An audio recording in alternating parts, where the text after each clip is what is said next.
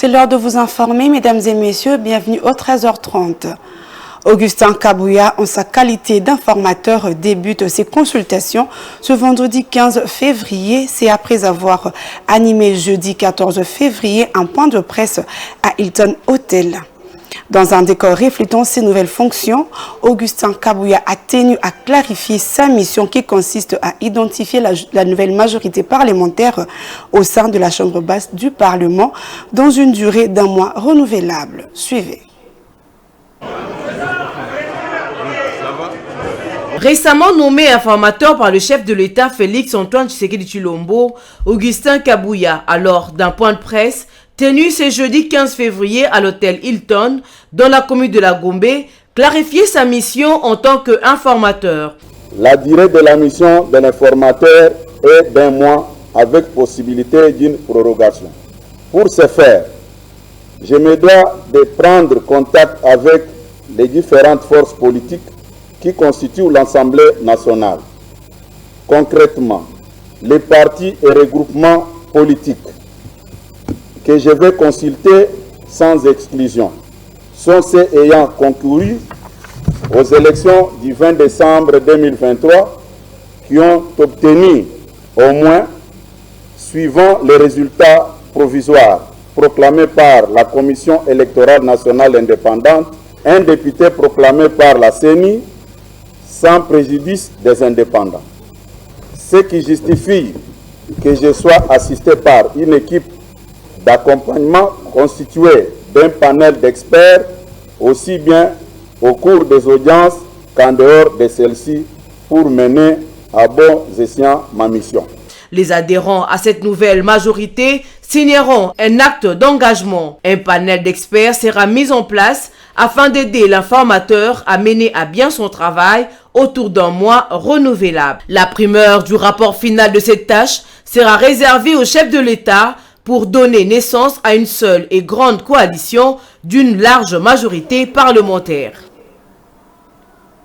16 février 1992, 16 février 2024, cela fait exactement 32 ans depuis que la tragédie qui avait coûté la vie aux manifestants réclamant la réouverture de la conférence nationale souveraine, une marche convoquée par les prêtres catholiques et la société civile qui a été violemment réprimée par les forces de l'ordre à l'époque du feu président Mobutu. Rantalouye là pour le commentaire.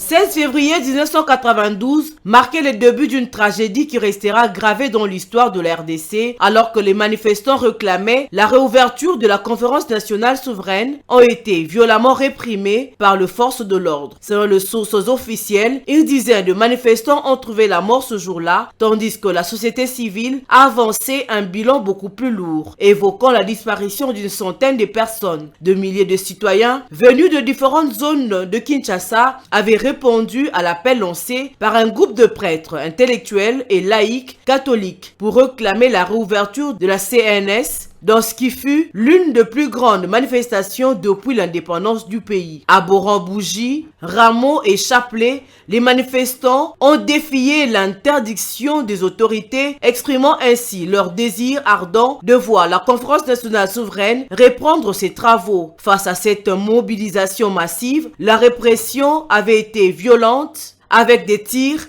à bout portant de la part de forces de l'ordre contre le protestataire. 2 mois après ces événements tragiques, malgré l'opposition du Premier ministre Jean Gouze à Carliband, qui dénonçait le coût budgétaire de travaux de la conférence, réunissait 2650 délégués, ces forums finalement repris ses activités. Il aboutira à la désignation de Etienne Tshisekedi comme Premier ministre du gouvernement de la transition le 15 août 1992, marquant ainsi un tournant dans l'histoire politique du pays. La CNS clôturera finalement ce travaux en décembre 1992, laissant derrière elle un héritage et de souvenirs indélébiles dans la mémoire collective congolaise. Cette commémoration rappelle la lutte pour la démocratie et le droit de citoyens en RDC, ainsi que les sacrifices consentis pour atteindre ces idéaux.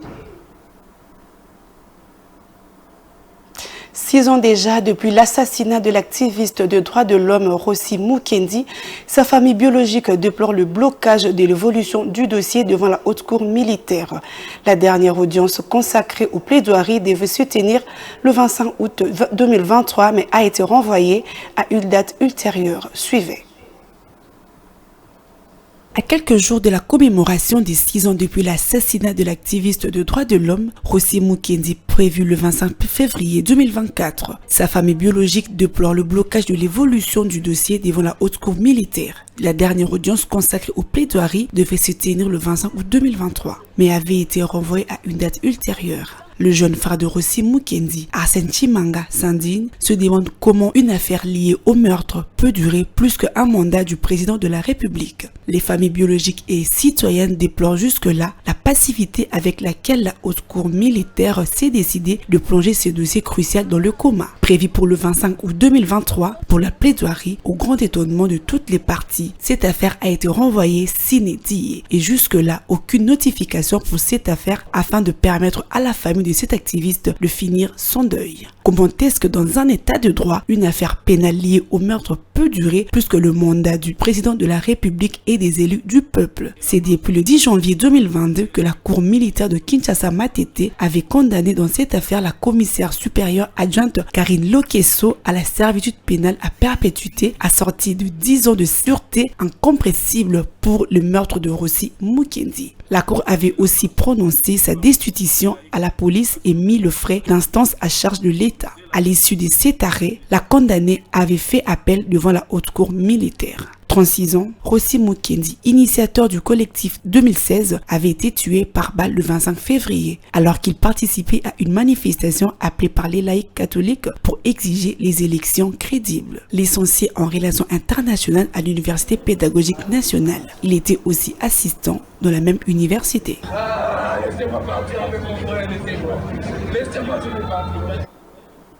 Et pour finir, l'insalubrité est un problème majeur de la ville de Kinshasa. Cette mégapole ressemble à une ville poubelle avec des tas d'immondices qui logent les rues, les quartiers, les communes. Les ordures sont jetées n'importe où. À certains endroits, les déchets s'accumulent et dégagent des odeurs nauséabondes. Regardez.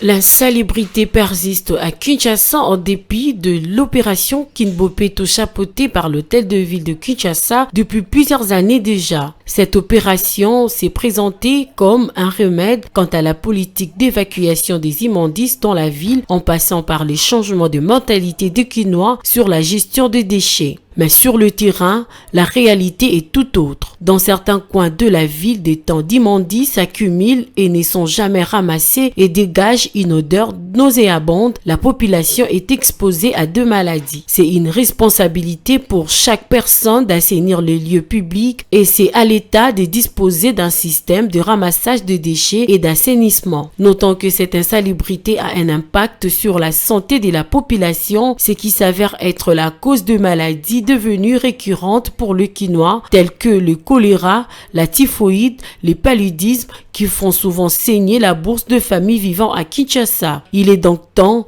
de renverser la tendance et offrir à la population un environnement sain. C'est la fin de ce bulletin d'information. Merci de l'avoir suivi et bonne suite de programme sur Mondico Télévision.